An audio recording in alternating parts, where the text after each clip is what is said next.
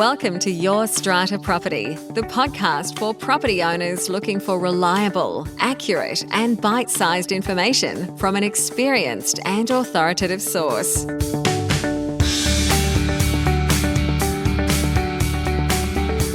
Hello and welcome to this week's podcast episode.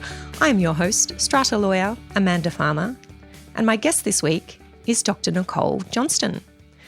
Nicole is the founder and director of Strata Knowledge, an independent research and consulting firm specialising in strata and community title law and governance. As a socio-legal researcher, Nicole is focused on translating applied research into practice by collaborating with industry to ensure impactful and beneficial outcomes. Nicole started her professional life as a commercial lawyer, but for the past 15 years, she has worked as an academic at Australian universities. Nicole has led a number of research projects on topics including building defects, strata insurance, strata law reform, fire safety, conflicts of interest, and developer governance responsibilities. She is a regular presenter at industry conferences, consults with government, and has chaired numerous international forums. She's also been a past guest here on the podcast and on our Friday live sessions. Nicole holds degrees in psychology, criminology, law, and has a PhD in strata and community title law and governance. She's also an experienced body corporate committee member, having chaired a large scheme for 13 years. I'll take you right on over now to my chat with Dr. Nicole Johnston. Dr. Nicole Johnston, welcome to the show. Thank you so much once again for having me, Amanda. I always love coming on to your podcast. We love having you. You have been here a few times now on the podcast, on our Friday Live. I generally like to chat to you, Dr. Nicole, when you've got some new research out, when you're up to some new adventures in Strata land, and you certainly have been doing that lately. You've got a new business. It's called Strata Knowledge. Tell us about it. Yes. So last time I think I was on with your listeners, I was in the university sector and stepped away about 6 months ago to start my own business, Strata Knowledge, as you said. And it was very much about undertaking research that can translate into practice. So that's really the core of my business. So my business is about research, consulting and training, but very much about research and undertaking research in strata and community title.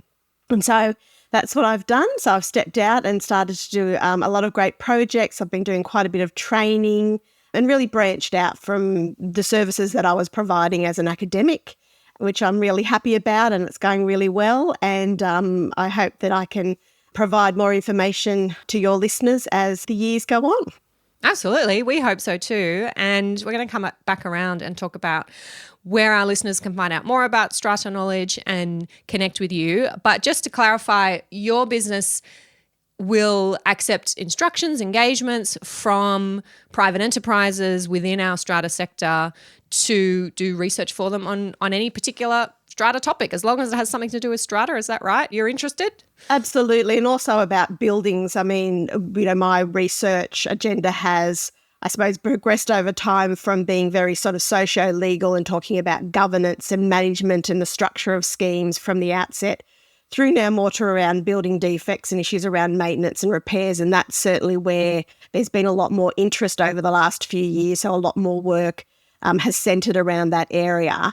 And so, so I take instructions from different organisations, representative groups, individual businesses, anyone that thinks that my skills can be used to enhance their business practice or, what they're doing as a representative body. Excellent. Now, I did see on LinkedIn, I think it was, Nicole, you were sharing some recently completed research that I would love for our listeners to hear about, particularly as it's timely. It deals with fire and fire protection systems in our strata buildings. And just a few weeks ago, I was talking about the devastating building fire that happened in Sydney's Surrey Hills. Luckily, nobody injured or killed in that blaze, but an important topic to be talking about. So what is this research on fire systems that you've just finished? Yes, so this is an area that can be a little bit confusing and complex, but it's really important that we understand it. So this project is about passive fire protection systems. So to break it down, to make it really easy for everyone to understand, essentially in any building there are two fire protection systems. They're what we call active and passive fire protection systems. So the active systems are all those things that activate when there's smoke from a fire. So, it's your extinguishers, your alarms, your sprinkler systems, all those sorts of things that activate as soon as a fire is detected, or should activate, I should say, when a fire is activated. But that works holistically with another system called passive fire protection systems. And these are the areas that are less understood well, but we need to understand it, both from a building owner perspective, a management perspective, and anyone that has anything to do with the built environment. And so when we're talking about passive fire, we're talking about construction elements that are designed within the building to prevent or delay the spread of fire or smoke. So there are fire doors. That's sort of the easiest thing to think about. But it's also, if you think about individual units or individual apartments, they are created as a compartment. And there's special fire protection products that are built into the apartment to ensure that if a fire starts, for example, in your kitchen, where a lot of fires do start in apartments, then the time it takes for the fire to spread is slowed because of these construction elements built into the apartment. So when it reaches the wall that, is an adjoining wall to the apartment next door, for example, the spread is slowed because the product that is used is fire rated. And so it may take, 90 minutes, for example, to penetrate that wall. And so it's all about enabling people to safely get out of their apartment when they know a fire is present. That's what these protection systems are all about. Another really important area are penetration seals. So, of course, in high-rise buildings or buildings of multiple stories, we've got a lot of conduits and pipes and cables running all through our buildings that provide services, electrical, hydraulic, and so forth. Now, these conduits and pipes are penetrating sometimes all different aspects of the walls and the ceilings and the floor of these apartments. And so these conduits and pipes that are running through must be sealed off properly, and they might be sealed off with a particular sealant or a particular product. And they should be rigorously tested to ensure that no fire is moving through where those pipes have penetrated, for example, a slab or a wall. And so, again, that's really important to protect the people, the residents within a building, and protect the building as the fire moves through. So again, these two systems, the active and the passive, have to work holistically to ensure that everyone can safely be removed from the building in the event of a fire. And so this project was about looking mainly about compliance, how we are in terms of construction defects, and then, of course, when we move into maintenance. So what were the findings from your research, Nicole? So this project was based in Victoria, but there are lessons that we can learn in all jurisdictions. I don't think that the findings are just relevant to Victoria. I think they're relevant to all jurisdictions in Australia. And so we looked at this in two different areas. One were in really relation to construction defects. So in new builds, where are there problems and defects in terms of these passive fire protection systems? And so we found that there were some real concerns, in Victoria in particular, in relation to construction defects around passive fire protection systems.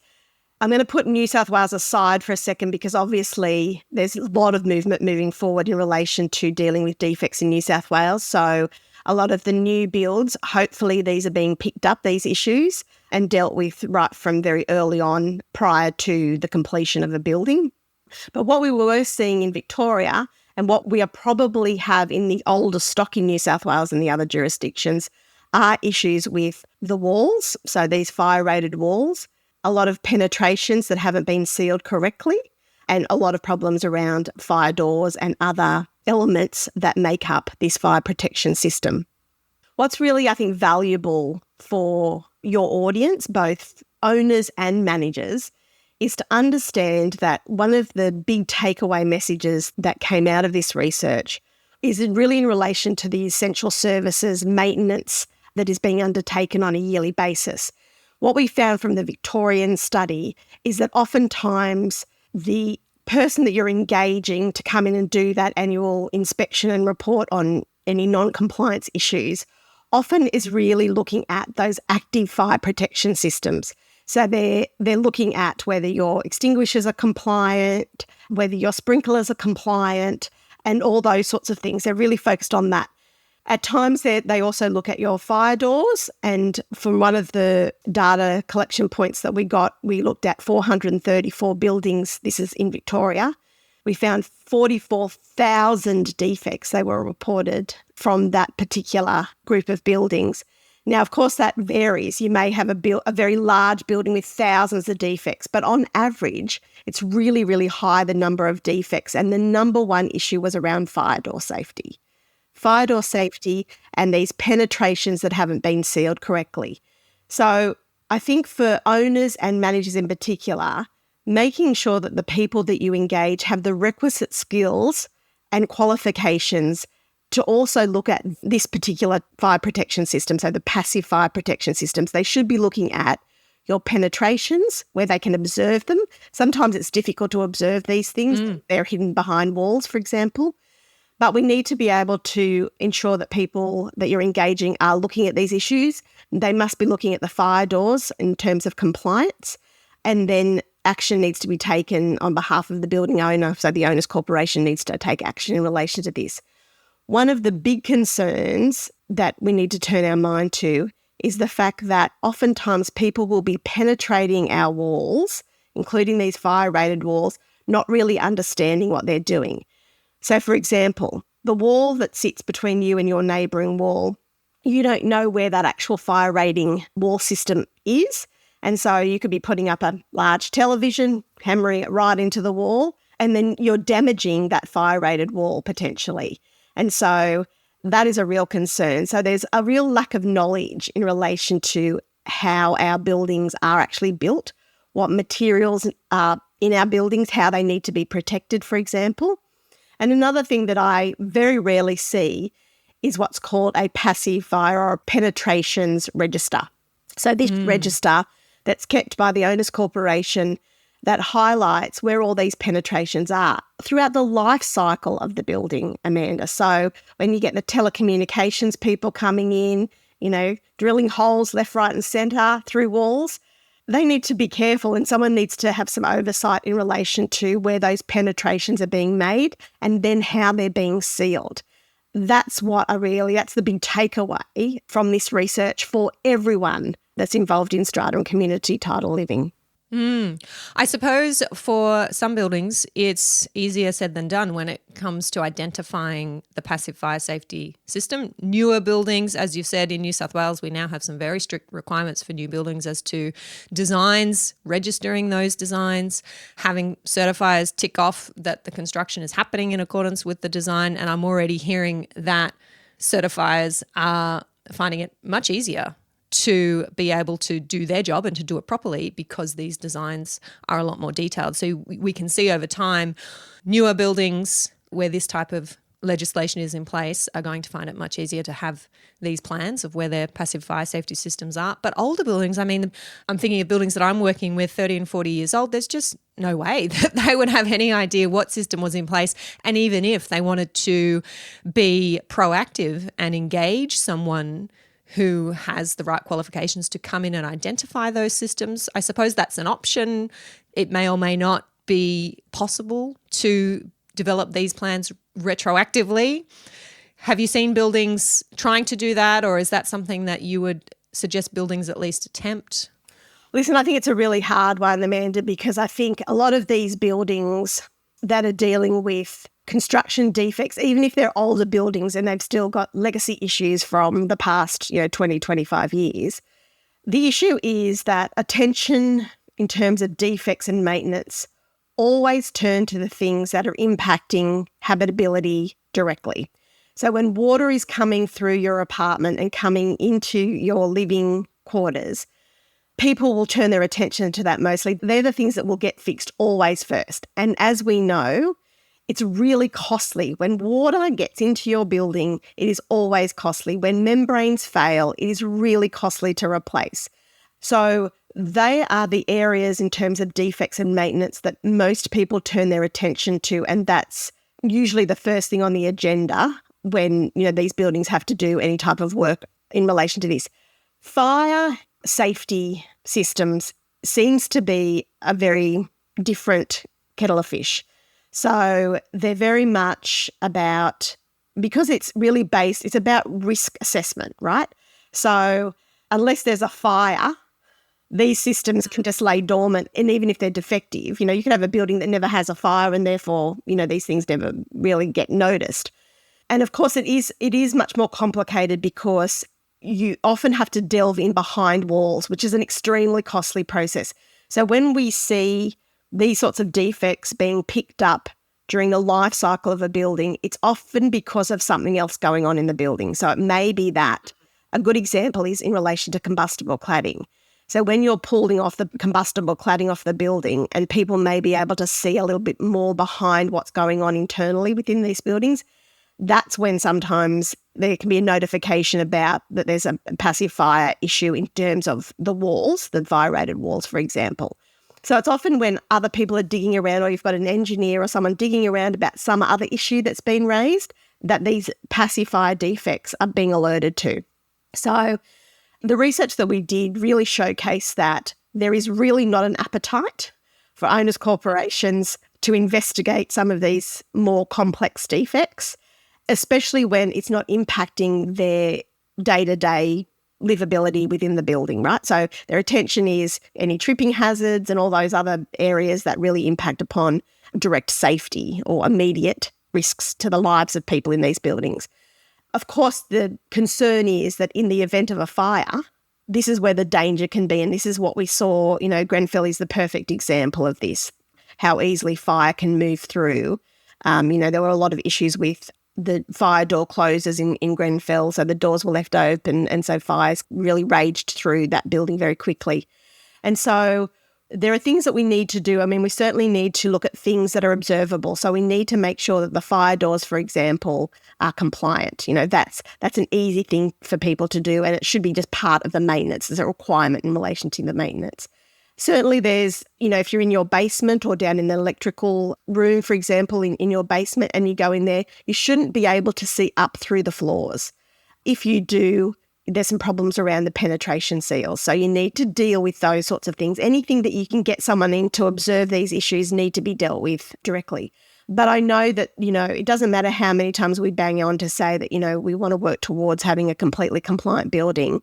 We know that people and the cost involved in dealing with some of these rectification works is just cost prohibitive. And so it's more likely than not that owners' corporations will turn a blind eye to complex defect rectification works that aren't impacting upon habitability directly, which is a really difficult thing.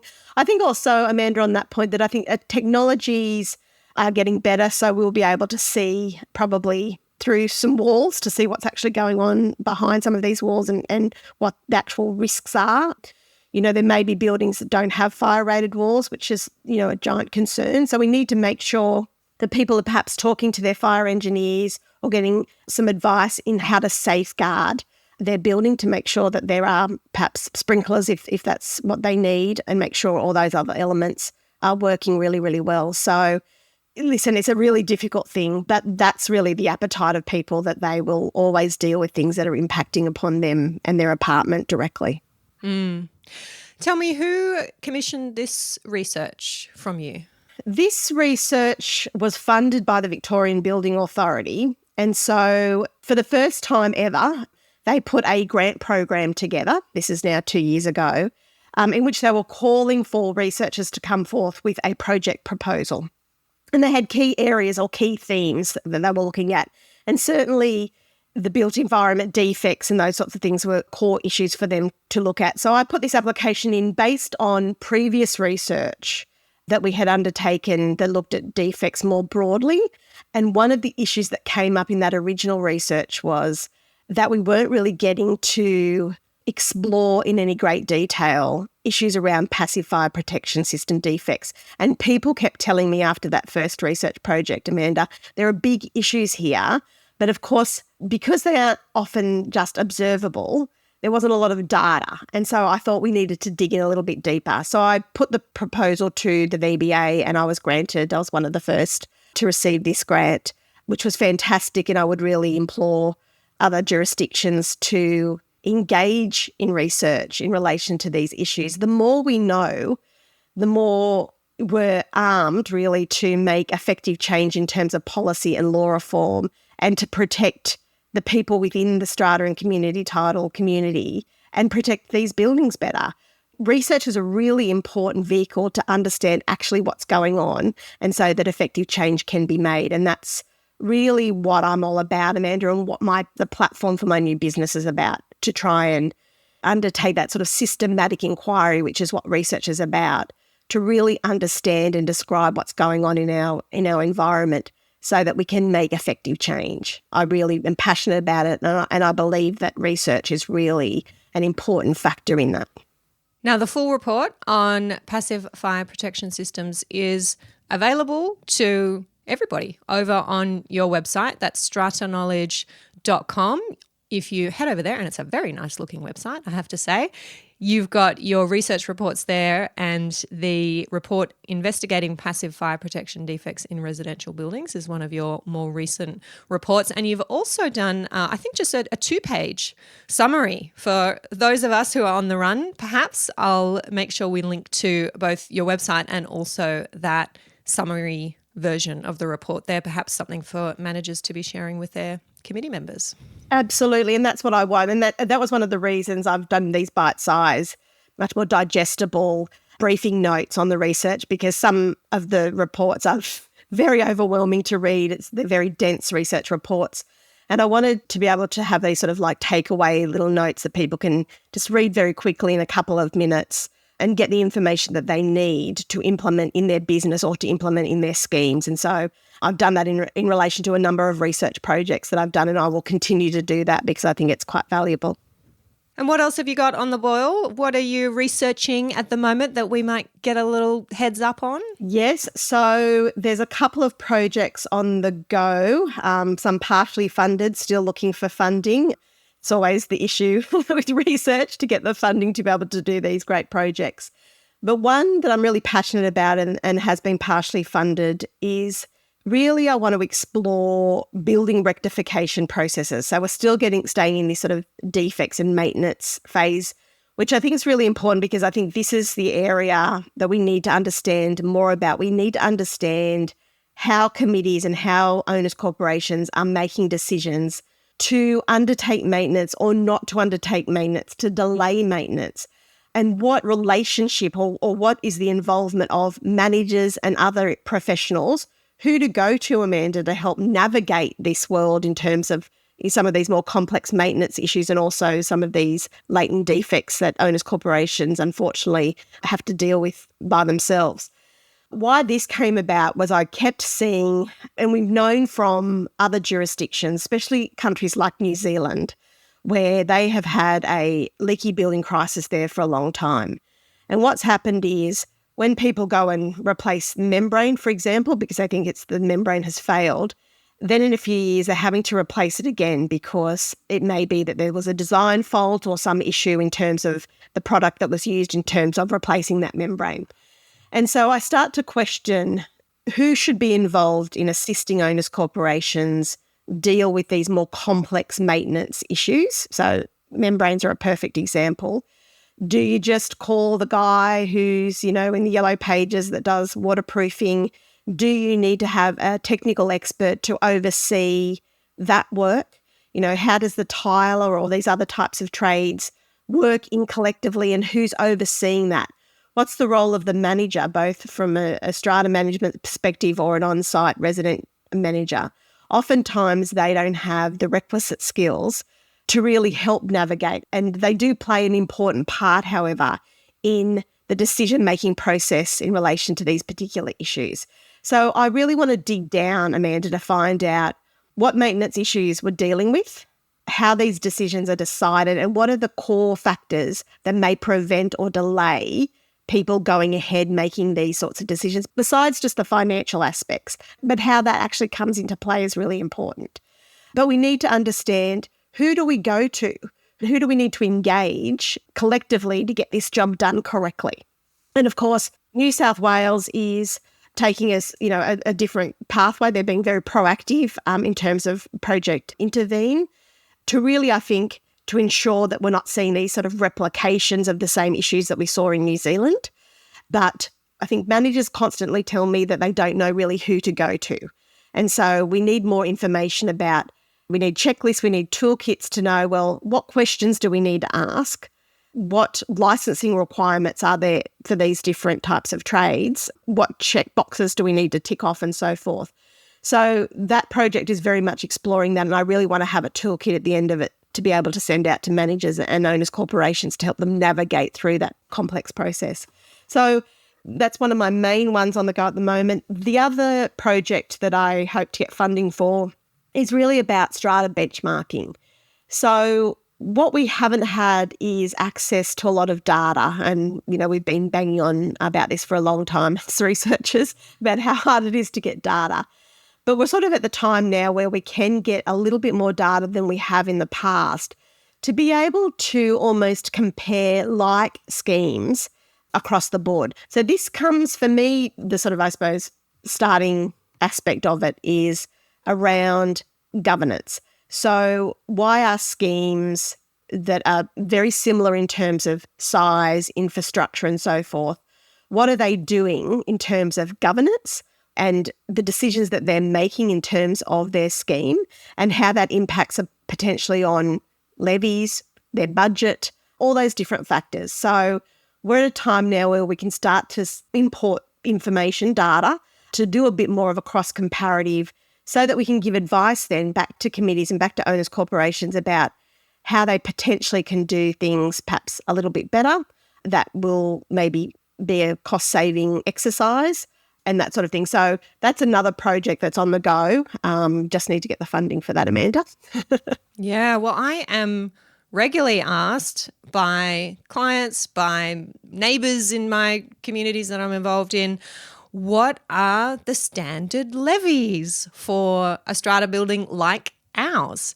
And we don't have the answer to that. And you would think that that should be some very clear, very stable data that could be collected and could be reported. And I know in New South Wales, we now have our Strata hub and our mandatory annual reporting. And I believe that that data is being collected for purposes like this to be able to benchmark, but so important. And I think very useful for our buildings, for our committee members to know where they sit relative to other similar buildings in terms of their expenses, their 10-year plans, certainly their levies and their management and governance issues, for something to strive for or something to be proud of if you find out that your building's doing really well. And I think it's going to be really important in terms of insurance, Amanda, because more and more strata underwriters are saying we are going to look into how these schemes are governed. And so if you've got a well-governed scheme, you've got a committee that works collectively well to make good decisions, you don't have any delayed maintenance or defect issues, you've got a good strata manager that's working well with the owners corporation and that they're looking at their risk factors, for example, the insurers are looking at that now and it will have an impact upon premium. So a well-governed building should have a lot of benefits coming its way, especially from an insurance perspective and the costs associated with the rise of premiums and so forth. And so there's a number of factors that come into play here. Yeah, and to the extent you can make that information public about your very well-functioning building, what a great marketing benefit. Absolutely. To increase the value of everybody's investment. I would love to know that I'm buying into a well-run, well-managed, top of its game building. So if there are any industry associations tuning in, large corporates, government entities who have their ears pricked up by these research ideas and avenues that Nicole is exploring, please do get in touch. What's the best way for our listeners to get in touch, to connect with you, Nicole, be part of future research perhaps, and certainly be reading what you are publishing? Absolutely. And this is what I really want to do. I want to engage more with interested people, both from industry and those that are sitting perhaps more on the periphery of the strata industry. It's really important that these projects are collaboratively created, that people feel that they have a voice in this research as well. So you can go to my website. I have an inbox there. You can just put your name and your email, and I'll send out information over the time about new research projects or research reports, some of the briefs that are coming out in relation to those projects. My email address, all the contact information is available on my website, so you'll be able to get to me fairly easily. And I look forward to having conversations with people about these issues and other issues that are impacting upon their scheme, upon the sector, and also, those that are sitting in the periphery of the strata industry that need more information that will help ultimately residents within these buildings. The website is strataknowledge.com. We'll make sure there is a link to that in our show notes for today. Thank you so much for joining me once again, Dr. Nicole Johnston, and for all of your good work that you do for us in the strata industry. We are looking forward to seeing what comes next. Pleasure. Thanks so much for having me, Amanda. Thank you for listening to Your Strata Property, the podcast which consistently delivers to property owners reliable and accurate information about their strata property. You can access all the information below this episode via the show notes at yourstrataproperty.com.au.